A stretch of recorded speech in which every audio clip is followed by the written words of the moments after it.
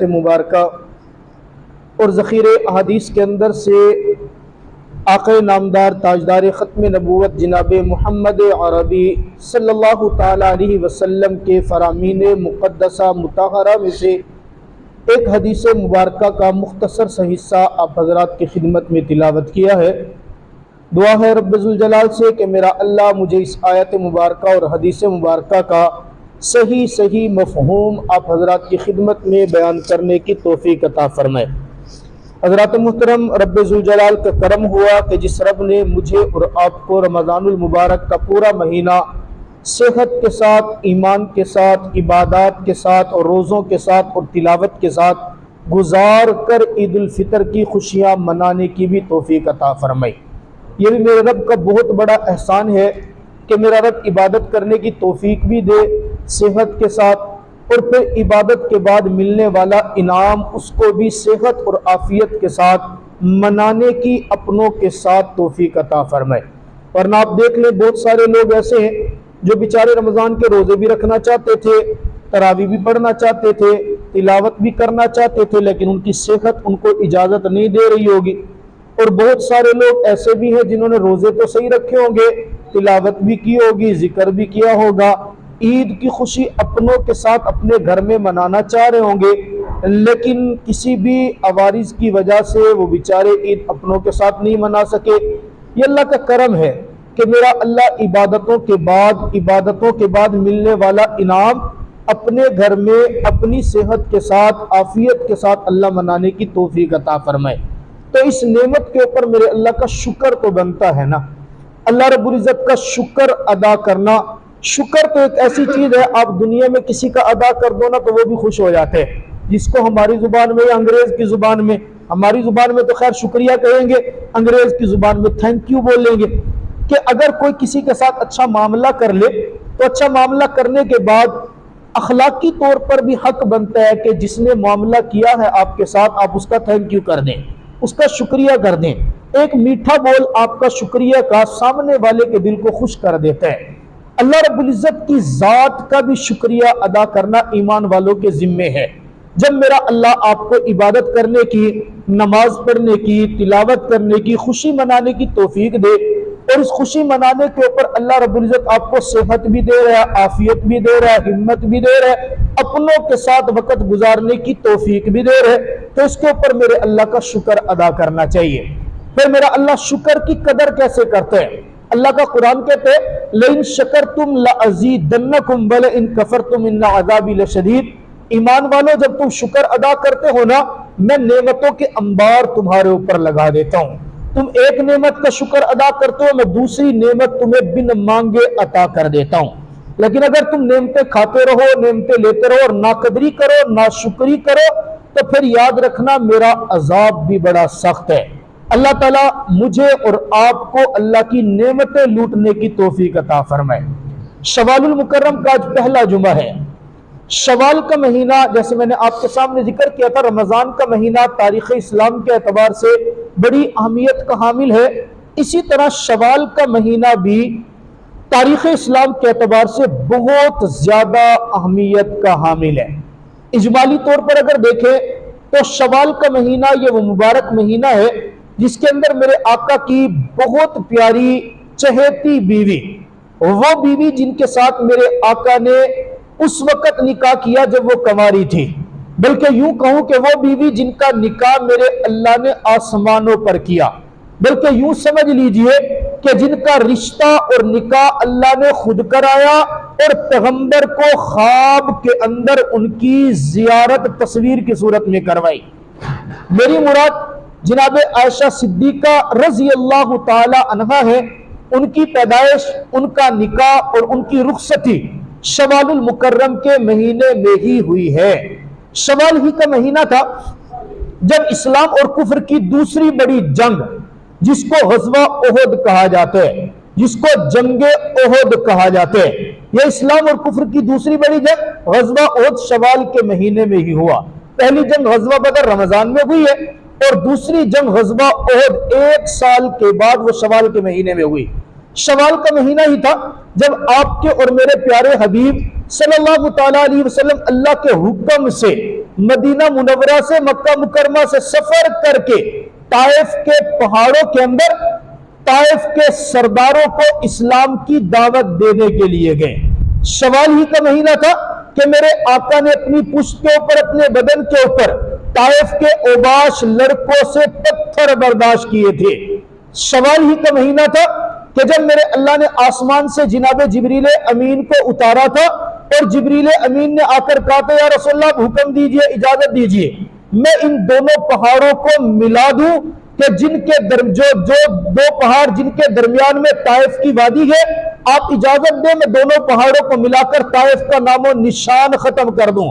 आका ने ताइफ के महीने में कहा था, ना जिब्रील, मेरे रब ने मुझे लानतें करने वाला, बद्दुआएं करने वाला नबी बनाकर नहीं भेजा। मैं इस कौम के लिए जिन्होंने मेरे ऊपर पत्थरों की बारिश की, मैं दुआओं की बारिश करूंगा। जो मेरे ऊपर जुल्म कर रहे हैं मैं सब्र करूंगा, जो मुझे निकालना चाह रहे हैं मैं इनके लिए ईमान की दुआ अल्लाह से करूंगा। ये शवाल के महीने की सारी बातें। बहरहाल इस मुख्तसर से वक्त के अंदर शवाल के इन तमाम वाकयात को बयान करना ये मेरे बस की तो बात है नहीं। हम इन तमाम वाकयात के अंदर से जो मेरे आका की सबसे प्यारी और चहेती बीवी हैं जिनाबे आयशा सिद्दीका रजी अल्लाह ताला अन्हा, उनकी जिंदगी के कुछ वाकयात, उनकी जिंदगी की कुछ खुसूसियात, उनकी जिंदगी की कुछ ऐसी बातें जिनके ऊपर वो खुद भी फख्र किया करती थी, वो जिक्र करेंगे। और इसके साथ साथ शवाल के महीने में एक अहम इबादत भी होती है। वो अहम इबादत क्या है उसकी तरफ भी तवज्जो फरमा लीजिए। अहम इबादत क्या, मैंने हदीस आपके सामने पढ़ी है।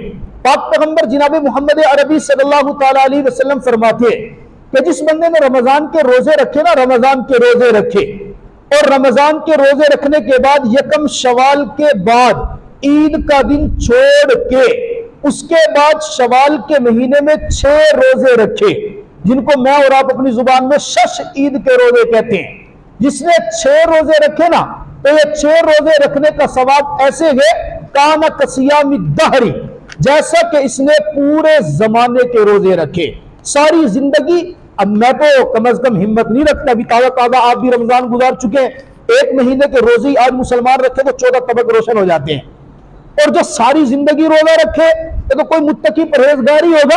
लेकिन कितनी बड़ी फजीलत आका फरमाते काना कसियामी दहरी, 6 रोजे जिसने शवाल के रख लिए ना, शश ईद के रोजे रखे, मेरा अल्लाह उसको मुकम्मल जमाना रोजेदार रहने का सवाब अता फरमाएगा।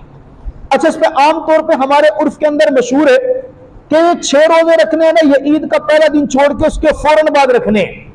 ईद के दूसरे दिन रखो, तीसरे दिन, चौथे दिन, आमतौर पर मशहूर है कि अगर दूसरे दिन नहीं रखा ना तो फिर ये रोजा नहीं रखना है। ये वाली बात जो मशहूर है ये गलत है। इसमें सही बात की है, शवाल के जो 6 रोजे हैं ये पूरे शवाल के महीने में आप जिस मर्जी तारीख को जिस मर्जी दिन रख ले आपको सवाब मिलेगा।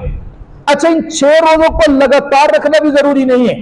आप शवाल की सिर्फ यकम तारीख जिसको ईद उल फितर कहा जाता है उसको छोड़ दे, दूसरे दिन से हर हफ्ते एक रोजा रखते चले गए, हर इतवार को और जुमेरात को रोजा रख ले, सोमवार को और जुमे को रोजा रख ले, जो भी दिन आप मुतय्यन करना चाहे वक्फे के साथ रखें या लगातार रोजे रखें। आखिरी तारीख, शवाल की आखिरी तारीख से पहले पहले अगर ये 6 रोजे रख लिए तो ये रखना हमारा काम है। पैगंबर की हदीस के मुताबिक काना कसियामी दहर का सवाब अता कर देना रब्बुल जलाल का काम है। तो जहां हमने 30 रोजे रमजान के रखे हैं, कोशिश कर लेनी चाहिए बंदे को कि ये 6 रोजे भी रख। अच्छा, इसमें एक और बात भी है, बाद लोग समझते हैं कि किसी ने शवाल का अगर 1 रोजा रख लिया ना, उसके जिम्मे लाजिम है जी 6 तो लाजमी पूरे करे। भाई ये नफल रोजे हैं, मुस्तहब रोजे हैं, अगर 1 रख लिया तब भी सवाब मिलेगा, 2 रख लिया, हाँ एक रूटीन एक तरतीब मेरे रब ने दी है, 6 पूरे कर लिए जाए तो बहुत अच्छा है, सवाब पूरा मिलेगा। अगर कोई आदमी 2 रख के 3 रख के आगे न रख सका, उजर हो गया, मजबूरी हो गई, तो ये गुनाहगार नहीं होगा। ऐसा नहीं है कि ये फर्ज हो गया ना, जो रख लिए उनका सवाब है, जो नहीं रखे मेरा रब उनसे दरगुजर फरमाएगा, क्योंकि फर्ज तो है नहीं, ये नफल है। ये रमजान, ये शवाल के शश ईद के रोजे कोशिश करनी चाहिए कि अल्लाह ताला हमें रखने की तौफीक अता फरमा दे। तो काना कसियामी दार, ये एक बहुत बड़ा अच्छा, इन रोजों के अंदर एक और काम भी किया जा सकते हैं। आप अगर शवाल के रोजे रख रहे हो, खुदा ना खास्ता आपका रमजान का कोई रोजा कजा हो गया था, रमजान का कोई रोजा किसी वजह से टूट गया था, या आपके जिम्मे कोई कफारे का रोजा बाकी है, या पहला कोई आपका किसी और साल का रोजा बाकी है, इन शवाल के रोजों के अंदर आप उस कफारे की नियत करना चाहे, आप जिनाबे वाला उस रोजे की कजा की नियत करना चाहे तो वो नियत भी कर सकते हैं। अब फायदा क्या होगा, आपको शवाल के रोजे का भी सवाब मिलेगा और साथ जो आपके जिम्मे अल्लाह की जानिब से कर्ज बाकी है ना, कजा या कफारे का, वो कर्ज भी अल्लाह तबारक व तआला की जानिब से अदा हो जाएगा। तो ये शवाल के रोजों की अहमियत। बाकी रमजान के शवाल के इस महीने के अंदर अल्लाह रब्बुल इज्जत ने मेरे आका की प्यारी बीवी, जिनका नाम आयशा है, जिनका लकब उम्मुल मुमिनीन, जिनका लकब सिद्दीका, जिनका लकब हुमैरा, मेरे आका इनको प्यार से हुमैरा कहा करते थे। यही मेरे पैगंबर की सुन्नत है, अपनी बीवी का प्यार से कोई नाम रख देना और उसको उस नाम से पुकारना, इसमें भी कोई हर्ज नहीं है, बल्कि सवाब है, मेरे आका की सुन्नत है। आप अगर ओरिजिनल नाम से पुकार रहे तो हर्ज उसमें भी कोई नहीं है, लेकिन अगर प्यार से उसका कोई अलग से नाम रख देते तो उस नाम रख के आप पुकारते तो ये पैगंबर की सुन्नत की नियत से अगर करते तो उस पुकारने पे भी मेरा अल्लाह सवाब अता फरमाएगा। तो वैसे ही बीवी को देखना तो वैसे भी सवाब है, खासतौर पर ईद के दिनों में तो देखना तो वैसे भी सवाब ही है। आप अगर उसको मोहब्बत की निगाह से देखते और प्यार से बुलाते तो प्यार से बुलाने पे मेरा अल्लाह सवाब अता फरमाते हैं। उमर तारिक जमील साहब फरमाते हैं ना, मैंने एक बंदे को कहा, वो कहने लगा जी मेरी अपनी बीवी के साथ बनती नहीं है, बनती नहीं है। मौलाना साहब से पूछने के लिए, उन्होंने कहा मेरी तरफ से एक काम कर ले, वो काम यह है कि आज घर जाएगा ना, खाने के ऊपर बैठेगा, लुकमा तोड़ के मोहब्बत से अपनी बीवी के मुंह के अंदर डाल देना।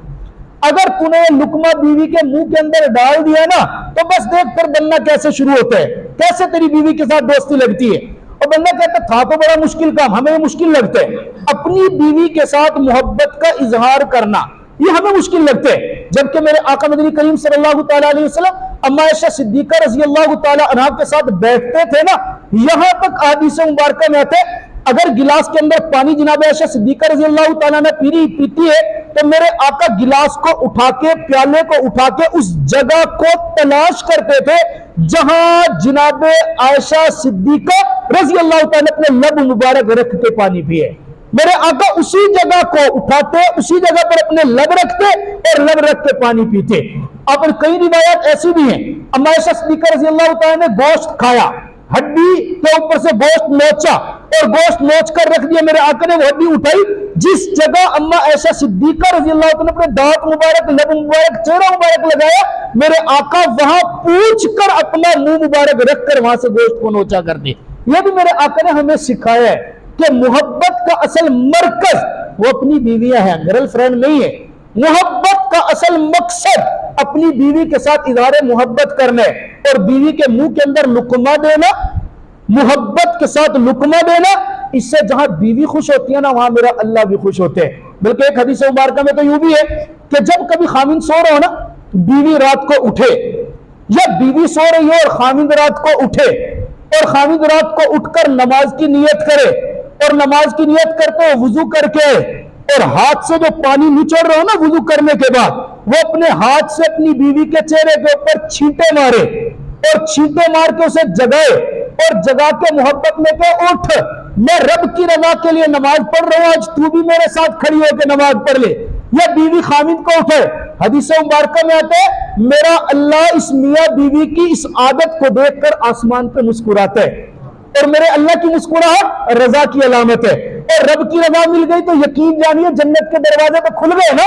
मेरा अल्लाह मुस्कुरा के फरमाता है मेरे फरिश्तों देखो, तुमने कहा था इंसान को पैदा क्यों कर रहे, ये तो जमीन के ऊपर फसाद मचाएगा, देखो ये मेरी मोहब्बत में अपनी बीवी को नींद की आगोश से उठा रहे, सिर्फ इसलिए कि उठ मैं रब के लिए मुसल्ले पे खड़ा होने लग रहा हूं। तो ये मोहब्बत क्या है। आप सल्लल्लाहु तआला अलैहि वसल्लम जनाब खतियतुल कुबरा रज़ी अल्लाह तआला अन्हा मेरे आका की पहली बीवी है, पहली बीवी। उनकी मौजूदगी में मेरे आका ने दूसरा निकाह नहीं किया।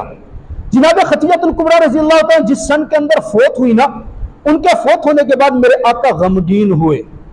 अच्छा ये भी देखे कि बीवी की वफात के ऊपर शोहर का गमगीन होना ऐसी बात की अलामत है ना कि मोहब्बत थी तो मेरे आका गमगीन हुए ना।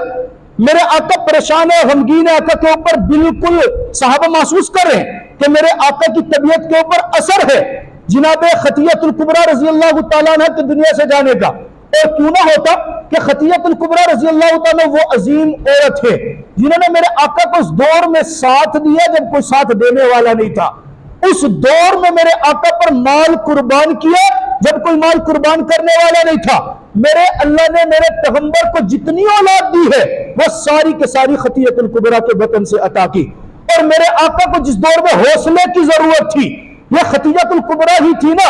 जब मेरे आका घर से बाहर निकलते थे तो मेरे आका सफेद उजला लिबास पहनकर निकलते, और जब घर वापस आया करते थे तो मेरे आका के जिस्म से निकलने वाला लहू, खून मुबारक मेरे आका के कपड़ों को तर कर दिया करता था।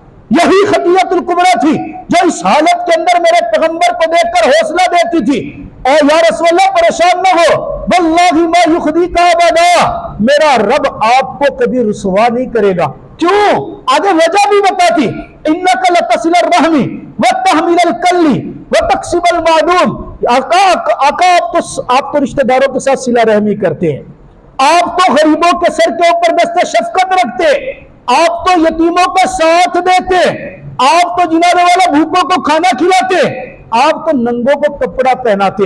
ये वाकया एक अलग पहलू से अगर आप देखें ना, आप यकीन करें वो जमाना है जब मेरे आका ने अभी ऐलान नबूवत किया है। सबसे पहले कलमा पढ़कर इस्लाम कबूल करने वाली औरतों में जिनाब खतीयतुल कुबरा मेरे आका को क्या फरमा रही है, वल्लाहि मा युखज़ीका अबदा, ऐ मेरा पैगंबर अल्लाह आपको कभी रुसवा नहीं करेगा। जरा तवज्जो करने में जो बात समझाना चाह रहा हूं, अल्लाह मुझे हिम्मत दे वो बात समझाने की। सबसे पहला आपको कभी रुसवा नहीं करेगा, वजह इन्नका लतसिलुर रहम, क्योंकि आप सिला रहमी करते हैं। मालूम हुआ सिला रहमी करना यह मेरे रब को इतना पसंद है। जो बंदा सिला रहमी करता है ना, मेरा अल्लाह उसके ऊपर कभी परेशानी आने नहीं देता। सिला रहमी है क्या? अपने हकीकी रिश्तेदारों के साथ मोहब्बत से पेश आना, अपने सगे भाई को देखो अगर वो कमजोर है उसको हौसला देकर खड़ा कर देना, अगर उसको पैसों की जरूरत है साथ उसका ताउन कर देना, अगर उसके घर में राशन नहीं है तो उसको राशन पहुंचा देना, अपने कजन को देखना, खाला को देखना, भाभी को देखना, जो भी आपका रिश्तेदार है उन करीबी रिश्तेदारों के साथ मेल मिलाप रखना। कहना आपके पैसे में सबसे ज्यादा हक आपके करीबी रिश्तेदारों के। आगे एक रिवाज बना हुआ है कि हम अपने पैसे के अंदर सबसे पहले तलाश करते हैं गरीब। घर के अंदर सगा भाई बेचारा, सगे भतीजे बेचारे, घर रिश्तेदारों में काफी सारे गुरबा हैं, वो हमें नजर नहीं आते। हम ढूंढ रहे होते हैं किसी और तीसरे मोहल्ले के मुस्तहिक को, हम ढूंढ रहे होते हैं दावत करने के लिए कोई पांचवें मोहल्ले के बंदे को। सबसे पहले शरीयत क्या हुक्म देती है? ज़कात है, आपका सदका है, आपका फितरान है, इसमें भी शरीयत का उसूल यही है। आम जो खैराती मामला है तो अलग है, जो वाजिबात ज़कात, फितराना, सदका, उशर, इसमें भी शरीयत हुक्म देती है सबसे पहले अपने करीबी रिश्तेदारों को तलाश करो। आपके करीबी रिश्तेदार अगर मुस्तहिकीन है आप उन तक पहुंचे और उसके बाद फिर दूसरे मामलात हैं। हमारे यहाँ क्या होते हैं, सबसे ज्यादा नाराजगियां हमारे करीबी रिश्तेदार। ईद वाले दिन ही बहुत सारे ऐसे केस है, सबका भाई रमजान के रोजे भी रख चुके, तिलावतें भी कर चुके, तरावी भी पढ़ चुके, ईद वाले दिन एक ही इमाम के पीछे दोनों ने नमाज भी पढ़ी है, ईद वाले दिन एक ही इमाम को दोनों गले भी मिल रहे हैं। जब आपस में मिलने की बारी है उसका मुंह उधर है, उसका मुंह उधर है। क्यों भाई, क्या होगा? मेरा भाई इसने फला मौके पे मुझे फला बात कही थी और वो मुझसे बर्बाद हो। भाई है भाई सक्का, बातें तो बंदा लोगों की बर्दाश्त कर लेते हैं, दूसरों की बर्दाश्त कर लेते हैं। मेरे पैगंबर की सबसे पहला वस्फ जिनाब खतीयतुल कुबरा ने यह नहीं फरमाया कि आप तो वो है जो गारे हिरा में जाके इबादत करते हैं, यह नहीं फरमाया आप तो वो है जो साई साई रात इबादतें करते हैं, यह नहीं फरमाया आप तो कुरान कितनी तिलावत करते हैं। हालांकि वो भी है, मेरे पैगंबर की इबादत का मामला यह भी है कि मेरे रब ने इबादत का मामला देखते हुए पैगंबर के ऊपर कुरान उतारा था और कहा था ताहा मा अंज़लना अलैकल कुरआन लितश्का, ऐ मेरा पैगंबर इबादत में इतना ज्यादा मुशक्कत क्यों करते हो? हमने कुरान इसलिए तो नाजिल नहीं किया कि आप अपने आप को मुशक्कत में उतार दें। लेकिन जनाब खतीयतुल कुबरा क्या फरमाती है, इन्नका लतसिलुर रहमी व तहमिलुल कल, या रसूलल्लाह आप तो वो हैं जो सिला रहमी करते हैं। इसलिए सिला रहमी करने वाला मेरे अल्लाह को और अल्लाह के हबीब को बड़ा पसंद है। अपने रिश्तेदारों के साथ, अपने भाइयों के साथ, अपने खूनी रिश्तेदारों के साथ, करीब वालों के साथ, दूर वालों के साथ सिला रहमी करनी चाहिए। आप ये देखें ना, शरीयत का एक ये भी उसूल है, आप किसी को ज़कात दें, ये मैं मसला बता रहा हूं आपको, वैसे ही बात आ गया ना, मेरा मौजूद तो कुछ और है, लेकिन चलो बात चल गई तो बता, आप किसी दूसरे को ज़कात दें, मदरसे में ज़कात दें, किसी ट्रस्ट में ज़कात दें, किसी भी तंजीम में, उसको बताना जरूरी है कि ये ज़कात है। लेकिन आप अपने किसी करीबी रिश्तेदार को ज़कात दे रहे हैं और वो ज़कात का मुस्तहिक है, आपको पता है कि इसके ऊपर ज़कात लगती है, इसके घर में सोना नहीं है, चांदी नहीं है, साहिब निसाब नहीं है, इसके पास कोई माल नहीं है, शरीयत कहती है उसको ज़कात का लफ्ज भी ना कहो, उसको हदिये की नियत से दो, बस लफ्ज ही तब्दील कर दो। आप लफ्ज हदिये का बोलेंगे, मेरे अल्लाह को इतना पसंद आएगा कि ज़कात मेरा रब खुद ब खुद आपकी अदा कर लेगा। रिश्तेदार का इतना तो हक है ना। बहरहाल जनाब खतियतुल कुबरा रज़ी अल्लाह तआला का जब इंतकाल हुआ, आप सल्लल्लाहु तआला अलैहि वसल्लम परेशान है, चेहरे के ऊपर अफसुर्दगी है, मदीना मुनव्वरा अपनी मस्जिद के अंदर परेशान। एक औरत सहाबी है मेरे आका की, जिनका नाम है हजरत खोला रज़ी अल्लाह तआला अन्हा, आई आके कहते या रसूलल्लाह, जो होना था वो तो हो गया, आपकी बीवी दुनिया से चली गई है, हमारा मशवरा है कि आप दूसरा निकाह कर लीजिए। यह भी देखें, शरीयत बता रही है अगर बीवी जिंदा है तब भी दूसरी शादी करने की इजाजत है, और अगर बीवी फौत हो जाए तब तो जरूरी है, इसलिए मैं आपको सलूट करता हूं, आपने दूसरी शादी की, ये अलग बात है, मुझे नहीं बुलाया, बहरहाल फिर भी आपने शादी कर ली दूसरी, फिर भी मैं आपको सलूट करता हूं, अच्छा काम किए। या रसूलल्लाह आप दूसरी शादी कर लीजिए। अच्छा जी किसके साथ करूं? या रसूलल्लाह कमारी भी मौजूद है, बेवा भी मौजूद है, तवज्जो करना, कमारी भी मौजूद है, बेवा भी मौजूद है। अब इससे पूछते हैं बेवा कौन है? का सौदा बिन्ते ज़मा है। कमारी कौन है? या रसूलल्लाह आपका जो दोस्त है ना, जिगरी दोस्त, जिसका नाम सिद्दीक़ अकबर है। या रसूलल्लाह उनकी बेटी है जिनका नाम आयशा है। या रसूलल्लाह उनकी निस्बत अगर आपकी तरफ हो जाए। आका फरमाते जिस दिन मुझे खोला ने मशवरा दिया, उसी रात मैंने ख्वाब के अंदर देखा, मुझे ख्वाब के अंदर अल्लाह की जानिब से दिखाया जा रहा है, या ए मोहम्मद, ये फरिश्ता आपके पास रेशमी कपड़े के अंदर चीज लपेट के लाया, इस कपड़े को उतार करके देखें। आका पूछता, मैंने ख्वाब में पूछा क्या है इसके अंदर? जरा खोल कर देखे, इसमें जो नजर आएगा ना वो रब ने आपके निकाह के लिए मुंतखब कर ली है। आका फरमाते मैंने वो रेशमी कपड़ा जो खोल के देखा वही सिद्दीक़ अकबर की बेटी आयशा थी, जो मेरे रब ने मुझे ख्वाब के अंदर दिखा दी। यानी मुकद्दस रिश्ते का अंदाज देखे, एक वो कि रिश्ता कोई शहर का बड़ा वडेरा किसी के साथ करवाए या कोई खानदान का चौधरी किसी के साथ करवाए, एक रिश्ता वो है जो मेरा अल्लाह आसमानों पे करार है। फिर निकाह भी मेरा रब करवाता है, और मेरा अल्लाह, और निकाह के अंदर बरकत देखें आप कि मेरे आका के जितने भी उलूम हैं, मेरे आका की जितनी अहादीस हैं, मेरे आका की जितनी रिवायत कसरत के साथ जनाब आयशा सिद्दीका रज़ी अल्लाह तआला अन्हा बयान करती है, किसी और अज़वाज मुताहरात में से बयान नहीं करती। और बल्कि आपको मजे की बात आपको बताऊं, हमारे यहाँ तो रिवाज होते कि बच्ची को पहले तालीम मुकम्मल करवाओ, बाद में उसकी शादी करेंगे। तालीम मुकम्मल हो गई, बस शादी हो गई, शादी के बाद पढ़ना लिखना खत्म। रब्बे काबा की कसम, अम्मा आयशा सिद्दीका रज़ी अल्लाह तआला अन्हा वो अजीम औरत है जिनकी तालीम का सिलसिला शुरू ही मेरे आका के साथ शादी के बाद हुआ है। शादी से पहले उन्होंने नाज़रा कुरान भी नहीं पढ़ा हुआ था। जब मेरे आका के साथ शादी हुई, निकाह हो गया, रुखसती हुई, तब मेरे आका ने उनको नाज़रा कुरान पाक पढ़ाने की तरतीब बनाई, तब उनके उलूम चले। फिर वो इतनी बड़ी मुफ्तिया बनी कि बड़े बड़े सहाबा जनाब अम्मा आयशा सिद्दीका रज़ी अल्लाह तआला अन्हा से पर्दे के पीछे बैठकर सबक पढ़ा करते थे। जैसे आज हमारे मदारिस में, बनात के मदरसों में पर्दे के पीछे बैठ के उस्ताद पढ़ाता है ना, वहां अम्मा आयशा सिद्दीका रज़ी अल्लाह तआला बड़े बड़े सहाबे कराम को पढ़ाया करती थी। और मेरे आका के दुनिया से जाने के बाद वाहिद ऐसी औरत है जिन्होंने एक अरसा तक मेरे आका के उस मदरसा को, जिसको सुफा चबूतरा कहा जाता है, उस सुफा चबूतरा की मुअल्लिमा मोहतमिमा अकेली तने तनहा रही है, जिसके अंदर 200 से जायद सहाबे कराम, यूं समझ लें मुसाफिर तलबा उस वक्त मौजूद होते थे, और फख्र करते हुए कहा करती थी, लोगों मुझ आयशा का मुकाबला कोई ना करे, मैं वो हूं कि जिसका निकाह कंवारे होने की हालत में मेरे रब ने आसमानों पर मेरे पैगंबर के साथ किया। मैं वो हूं कि जिसको मेरे अल्लाह ने मेरे निकाह से पहले मेरे पैगंबर को दिखा दिया था। मैं वो हूं कि जो अपने आका की वफात के वक्त अब आका के हुजरे के अंदर अकेली तने तनहा मौजूद थी। मैं वो हूं कि जो मेरे आका के आखिरी वक्त पेट में जो चीज गई है वो मुझ आयशा का लुआब गया है। मैं वो आयशा हूं। मेरे आका जब दुनिया से गए हैं तो आका का सर मुबारक मेरे सीने और मेरी गर्दन के दरमियान था। मैं वो आयशा हूं कि मेरे आका के साथ मेरा निकाह मेरे रब ने आसमानों पर कराया है। ये अजीम आयशा जिनकी जिंदगी में आपको आज क्यों बयान कर रहा हूं कि ये शवाल ही के महीने के अंदर पैदा हुई थी और इसी शवाल के महीने के अंदर ही मेरे अल्लाह के पास चली गई। अल्लाह ताला मुझे और आपको इनसे मोहब्बत करने की तौफीक अता फरमाए।